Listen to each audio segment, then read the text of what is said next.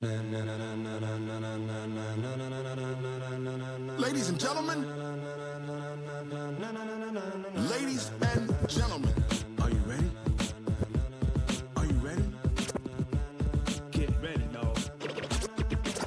Get ready. Thanks for joining us for another episode of the Rocket Networker. I always like to begin with a silly networking story. Today's story is about volunteering to lead a grassroots movement or cause to help build your personal network. Selfless service to others with no expectation of anything in return is a core tenet of building trust and relationships. Through those efforts, I've had the honor of meeting too many great people to count. And that's where today's Rocket Networker guest comes in, Chuck Ealey. Chuck and I reconnected at a University of Toledo homecoming game almost 20 years ago. I invited Chuck and his wife Sherry to join a group of Rocket alums for a football watch party in New York City. That led to the launch of the Chuck Ealey Foundation, the creation of the Undefeated Spirit Award and Scholarship programs, and a personal mission to get Chuck inducted into the College Football Hall of Fame, and in June of this year, the National High School Football Hall of Fame. Chuck and I share a common bond through our undefeated spirits and a love of Rocket football and the Rocket Nation. Chuck, thank you for inspiring me and my family over the past 20 years. I place a very high value on our friendship, and I appreciate you making time in our busy schedule to join us on the Rocket Networker podcast. Welcome. Well, thank you. It's good to be here, Rick. I've been, like you said, we've been together for a long time, gone through a lot of different things that has been something we could build history on, as regards to us in the University of Toledo. Yeah, we've got a common passion. Our mothers, like we've talked over the years, Chuck, I think our mothers, even though they never knew each other, they had an undefeated spirit inside them that they instilled into you and into me. So I think we share that bond, right? Yep. So Chuck, the Rocket Networker podcast is kind of a forum to just do an informal conversation and demonstrate to people in the audience the simplicity of what I call the threads of connectivity, the things that connect us at a personal level, things like our hometown, our high school, our college experience, our volunteerism, our career, our kids, our grandchildren. So that's where we're going to go in the conversation today. So let's just jump in. Let's go back in time and talk about your hometown. Where'd you grow up? I'm from Portsmouth, Ohio, down on the Ohio River, about 100 miles east of Cincinnati. Okay. So I'm really at the bottom of the state of Ohio. I got you. All right. So now, what was Portsmouth, Ohio like when you were a kid? What was it like growing up there? Oh, it was when you start that early in my life, it was pretty tough. I mean, it was parents who, from all of us, I mean, for some of the guys I played ball with, parents came back from the war.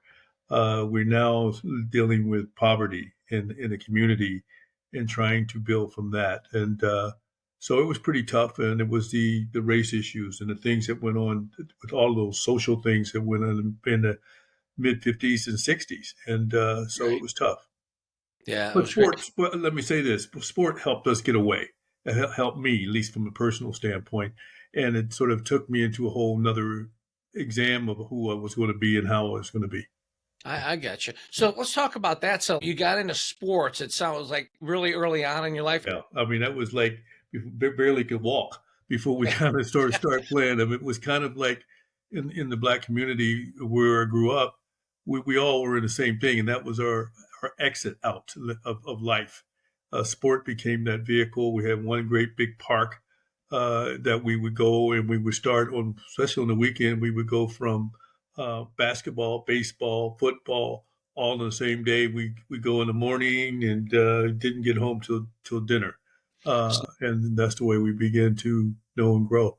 Right. So you were playing all sports every day, all day.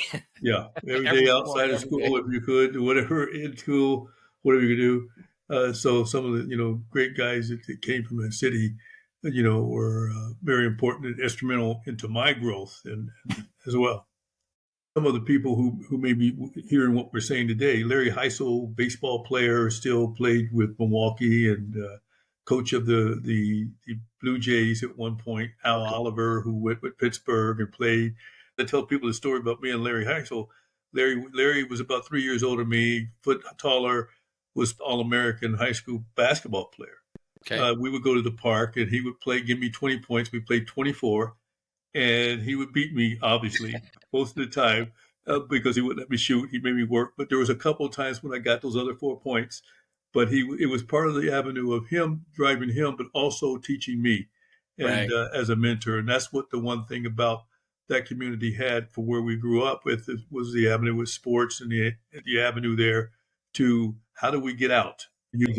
Right. Right. So sports seem to be that avenue for many of you. So those guys are your mentors out there and probably spent more time in that park than you did in your own house. Yeah. I mean, the best time we could is either getting home from school and as soon as you could, you go there because it was in the projects and the projects was right next to the park. You go home, throw your stuff in, and go out to the park and get that joy of that sport or sports that you wanted to play in. Right. So you got this thing going on at the park in your family, and it's kind of a tough economic area, and you're just Yep. the community's coming together. You're helping each other. Talk about family. Did you have siblings? Not at that point. My mom and dad were divorced before I even knew. I don't even remember being in the same house with my dad. I was Okay. 4 or 5 when they split.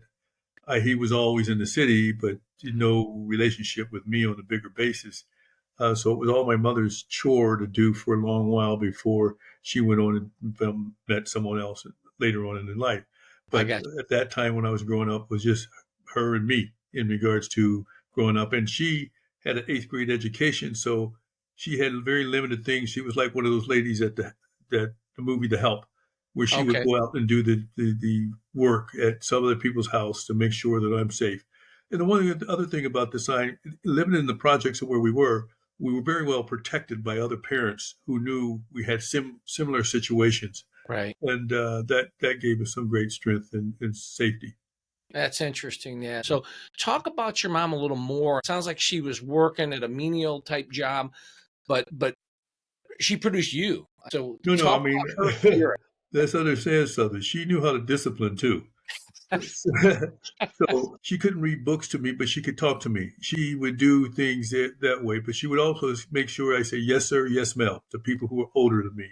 And she was talking about the fundamental things of life that are meant to build the relationships with people, regardless of the color or whatever it would be, in Right. the avenue of respect. So it's those kind of quiet things that she didn't make it at a point, but it's just the way she lived and what she tried to do to Right. pass it down to me with respect to other people.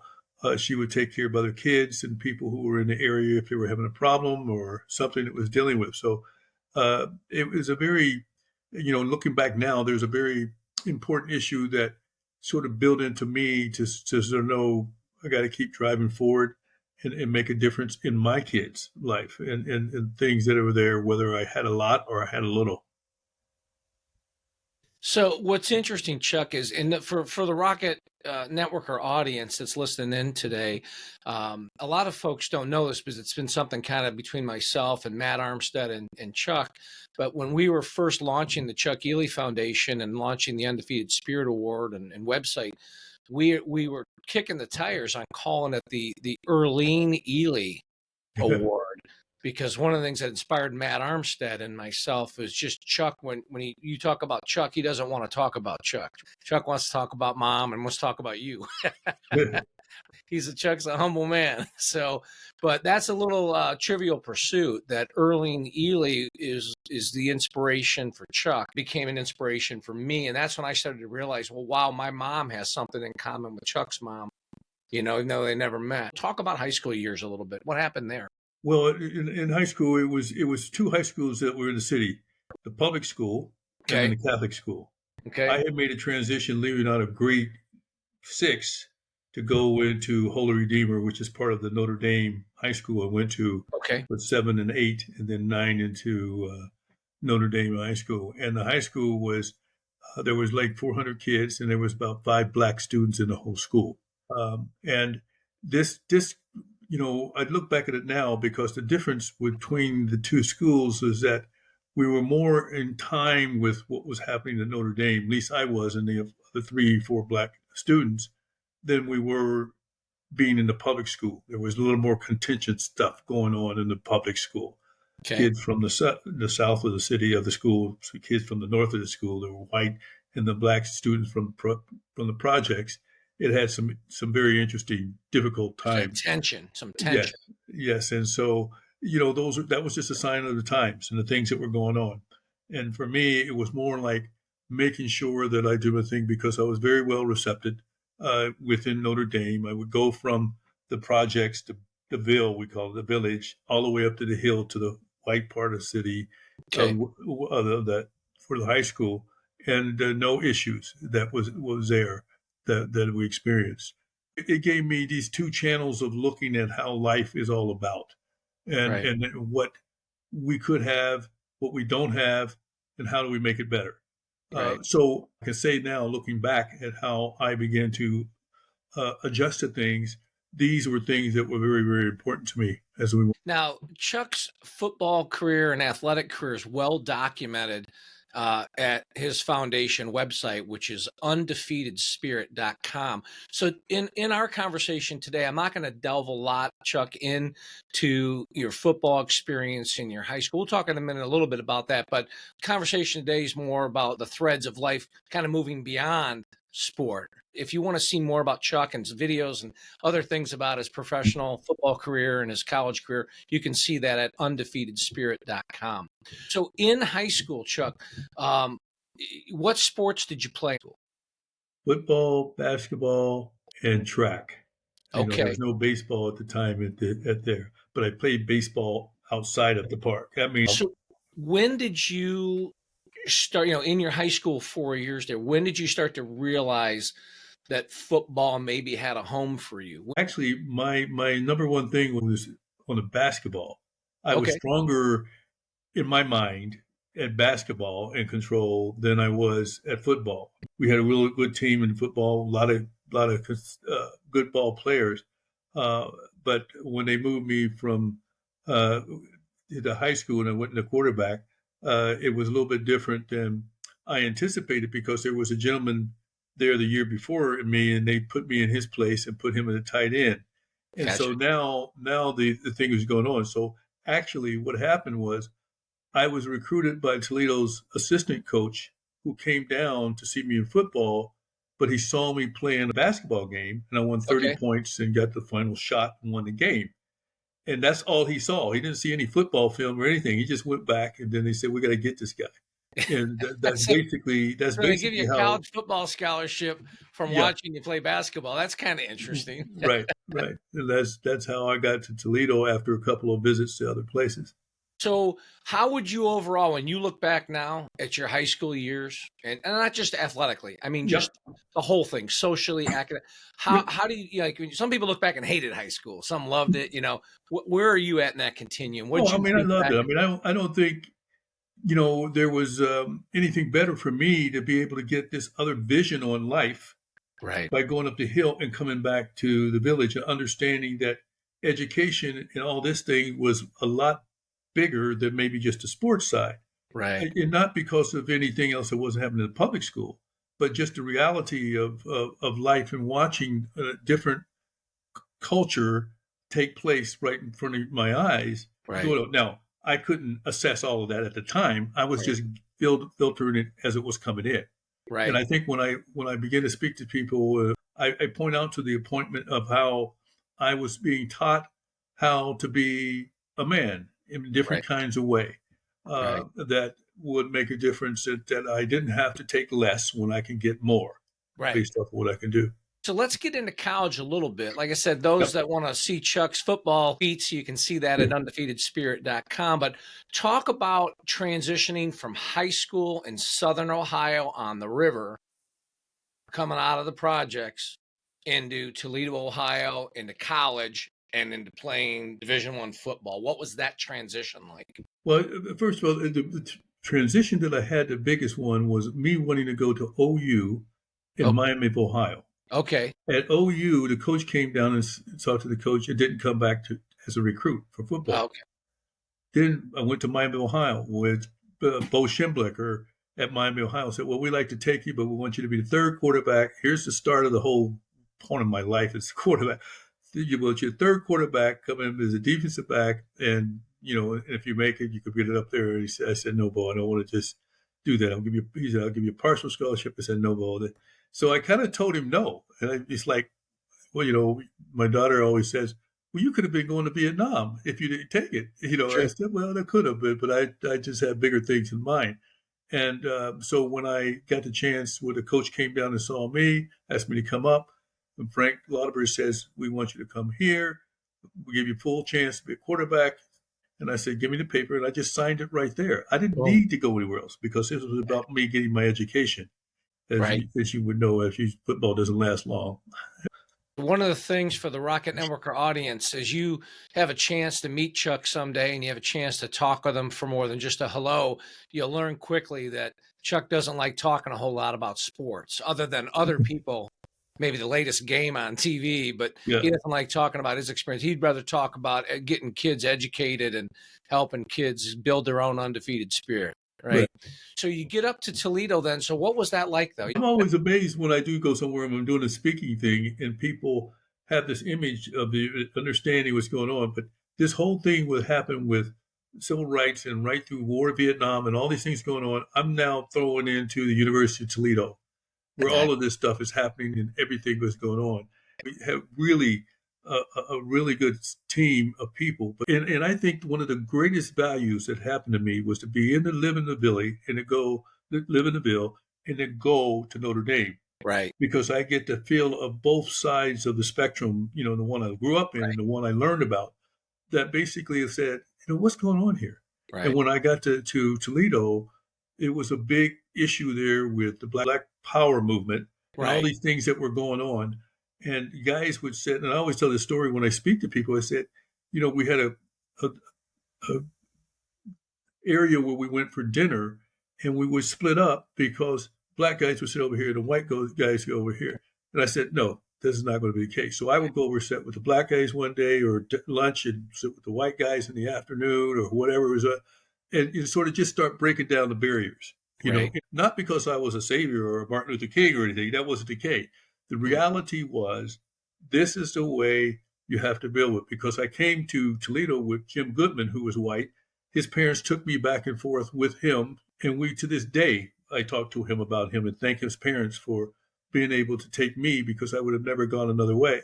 Right. And as we began to do this and living on the same floor at Carter East on the third floor, we built and we grew and we started listening to each other's music. We started talking to each other in a different kind of way. We had the guys from New York and California, and then we had the guys from Archibald and every place else in the farm. Right.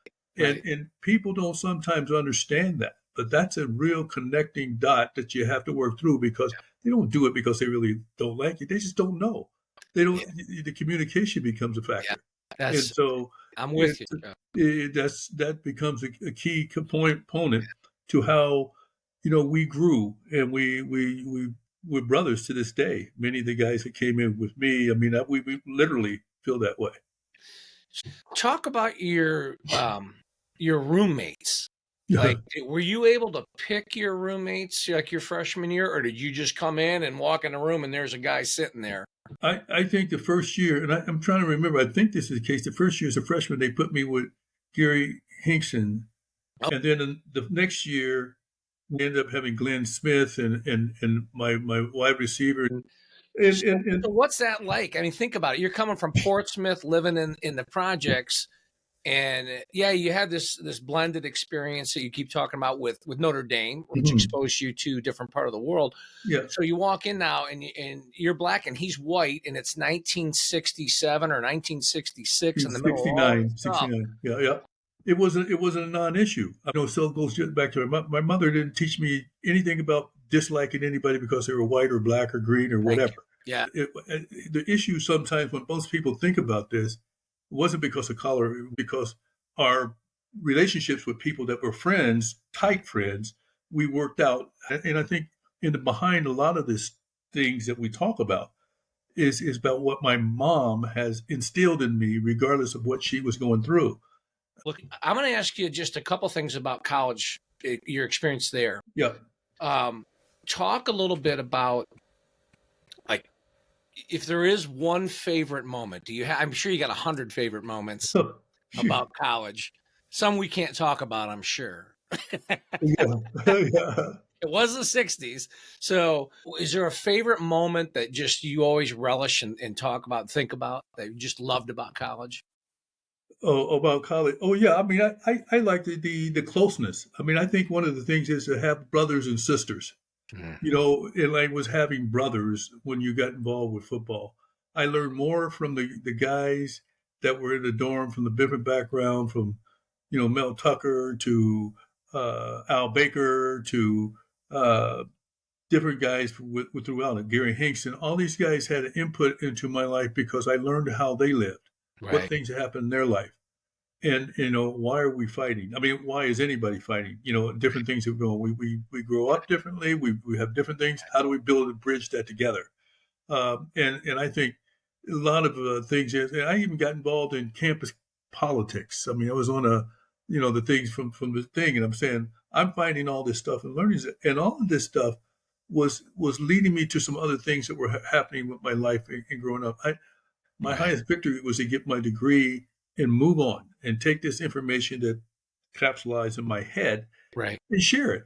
So we get to senior year. Mhm. You're a 35-0 quarterback. You're 8th in the Heisman Trophy.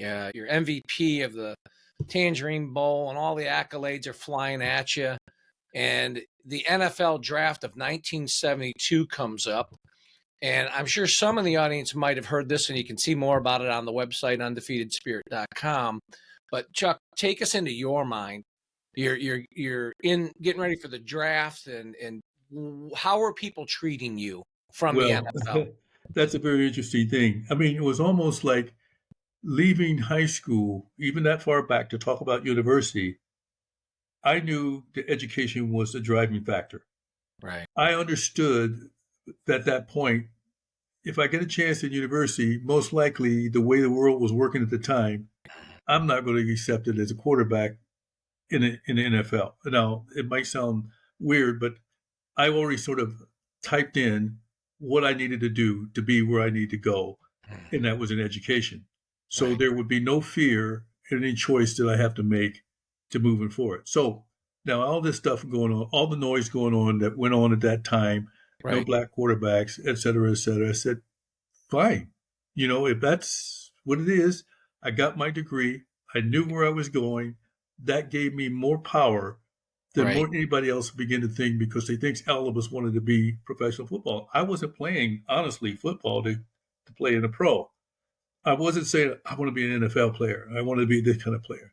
I wanted to be graduated from university and then find a job or life that made me be able to take care of my family. That was always in the back of my head, and not the avenue of knocking down the wall to play in the NFL, Right. because I knew that was very low on the scale at that time. So the draft comes up. You go undrafted. Right. Where does the CFL, the Canadian Football League, come in? Where did that enter in at that moment? I had no idea about the Canadian Football League. I had no idea about what was happening there.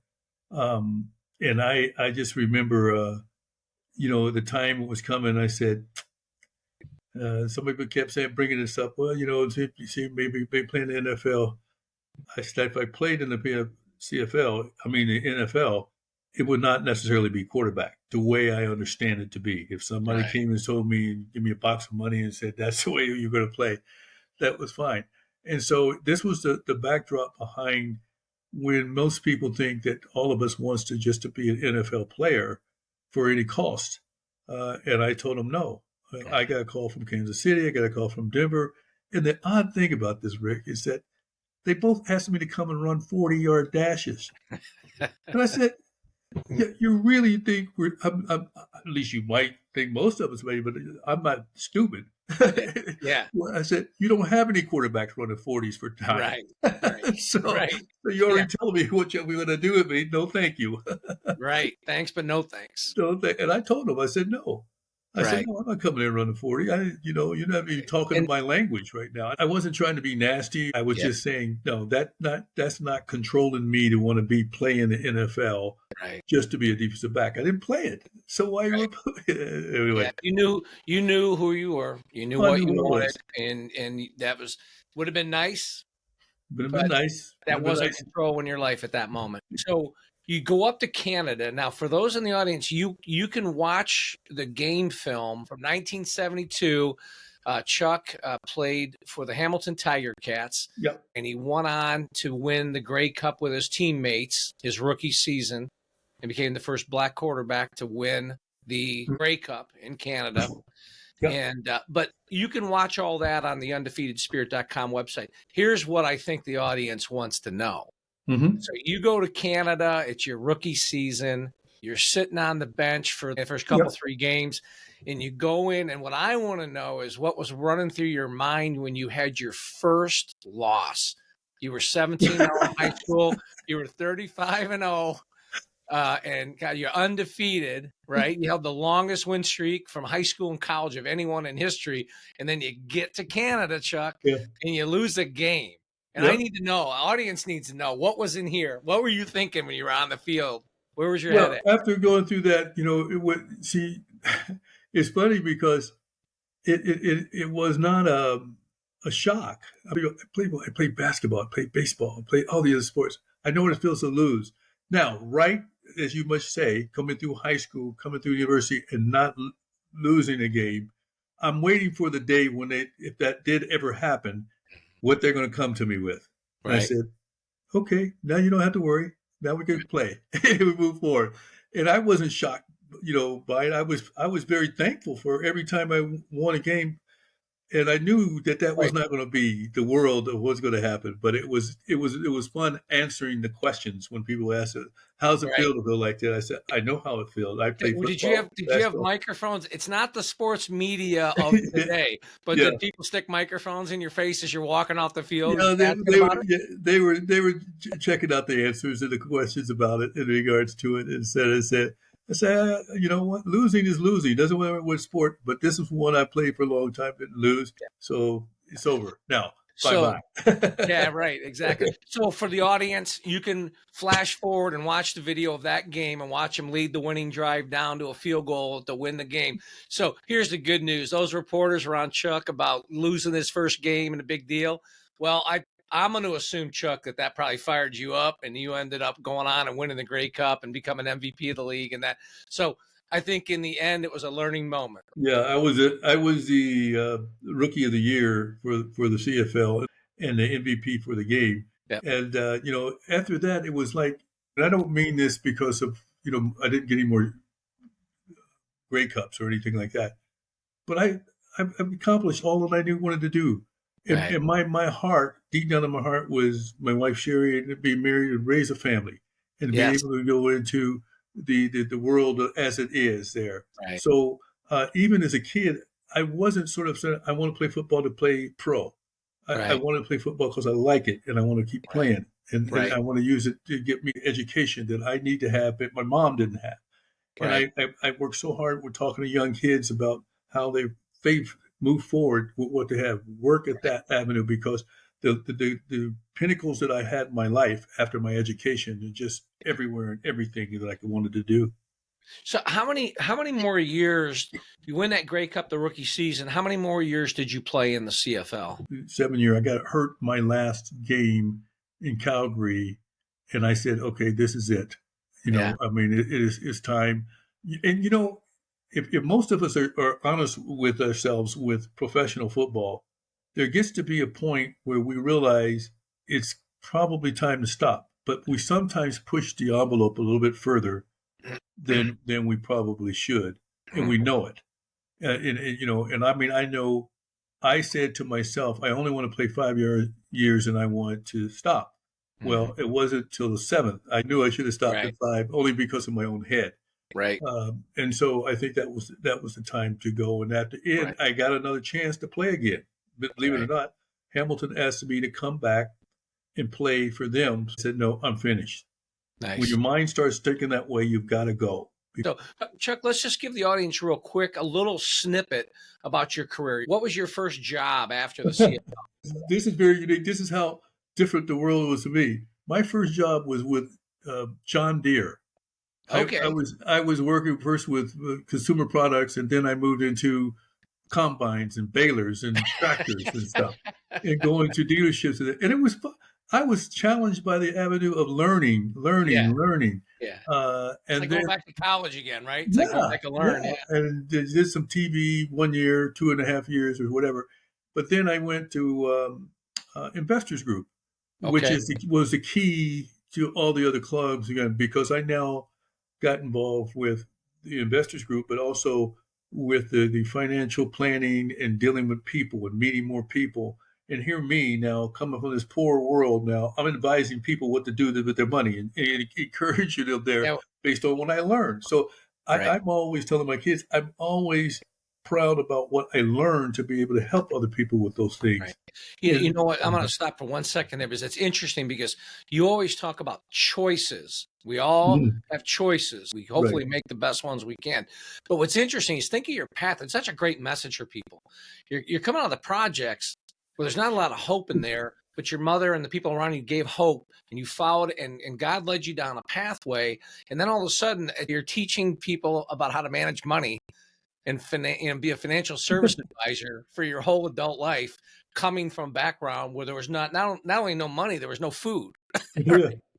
Right. So it's such a great message to people to say, hope, choices. It was amazing. I mean, I don't hammer on that a lot, but it was amazing because I went from the sales advisor to a mid manager to running an office of 60 advisors.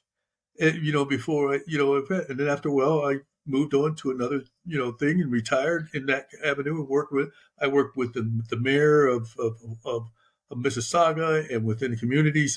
It's just a bunch of different things. Like, wow, this is just wonderful. Because anywhere I wanted to go down the line, I had the opportunity to go and take it with me.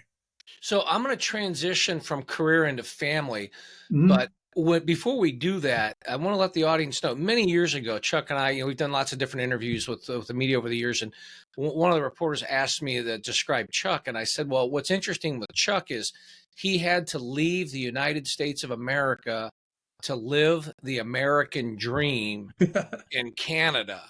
Yeah. To be a professional quarterback. They knew you grew up in Portsmouth. They know you were in Toledo.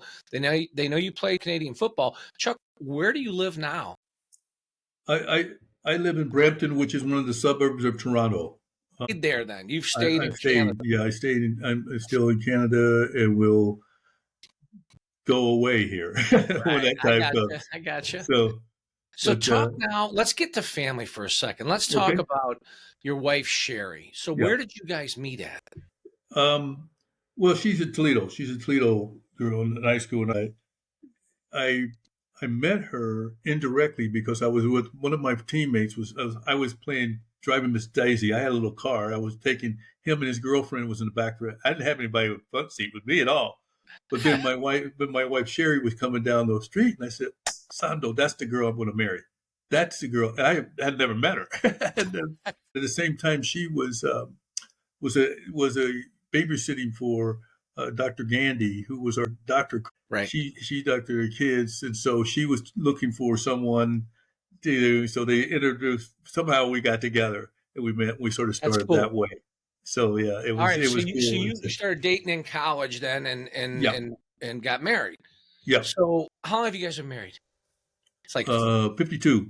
Wow, isn't that awesome? I love that. 52. Yeah. Good for you, man. That's great. All right, so let's talk about children now. How many kids do you have? We have 3. I have a son, Damon, who spent some time at University of Toledo, and my daughter, Sky, and my daughter, JL, who's a writer. Right. Damon's a principal. His sister, Sky, is a vice principal in high school, and then JL is the author. So all the things I wanted to hope for them for education, they're on their way making the world. They did. That's awesome. That's great. They're all educators. Now talk about, are they married? Do you have grandchildren? Oh yeah. Well, Damon has 2 sons. Sky, the second one, she has 3 sons. and JL has one son. So there's 6 boys and no girls and the grandparents. How old is the oldest grandson? Yeah, I think he's 22 now. 22. He's at Wow. Ohio Okay. State on lacrosse. I'm sorry. Say that one more time. He's He's where? at Ohio State in lacrosse, playing Okay. lacrosse. All right. Now, so he must be a pretty good sized kid then if he's playing Oh at yeah, that level. yeah. I mean, He's how tall is he? he's about probably he's taller than me, so he's probably 6'2", 6'2". Wow. Okay. That's cool. So The he's getting youngest one, who's down in Florida, living down there right now, he's about 6'5", 6'6", wow. at 14. He's a Wow. good Wow. basketball player, football player. So they wanted Neat. to give him some sports stuff down there. So I got you. All right. So we got 3 kids, we got 3 in-laws, and we got 6 grandchildren. yeah, right. So you're through your career. You retired a few years ago professionally. What's in store for Chuck Ealey? Where are we going from here? Well, we were talking about this in a group, and I said, the thing now is for me, and I know not because of money or anything else, but I think one of the avenues for me is to get the message out like what you're doing right now, to tell the people that they have an opportunity, to get people positive avenues of what they can do. There's this constant change of things that are happening with people that they can't enjoy life because they're sort of fighting up the hill for a dollar here or there, or whatever. And that's understandable.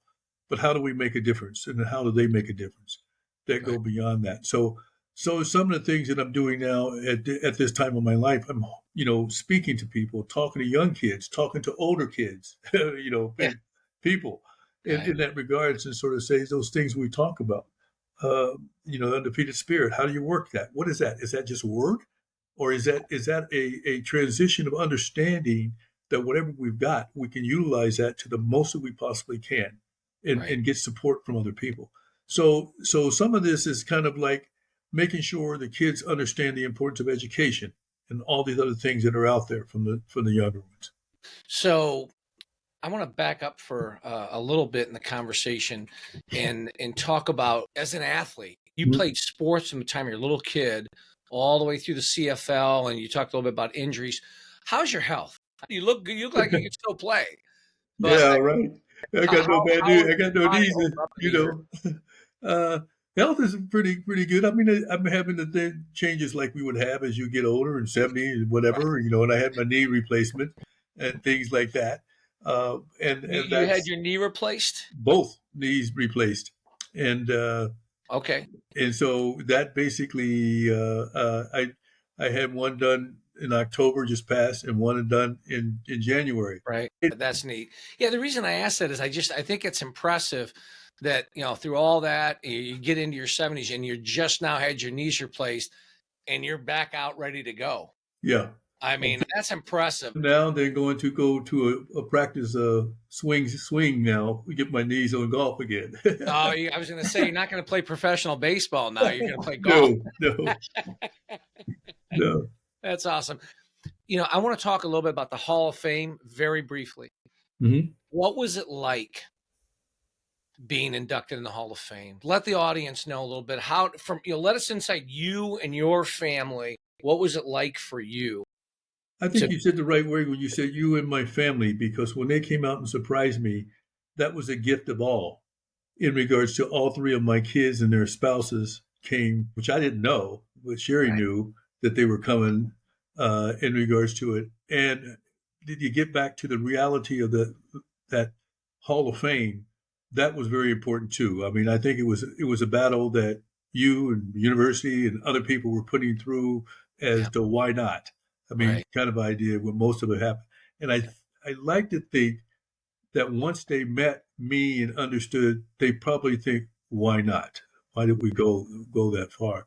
Right. Is now all of a sudden the high school one comes up. Now it's the second year, and they got me right in. Yeah, that's pretty cool. Yeah, for those that don't know, in June in Canton, Ohio, Chuck will be inducted in the 2nd class of the National High School Football Hall of Fame.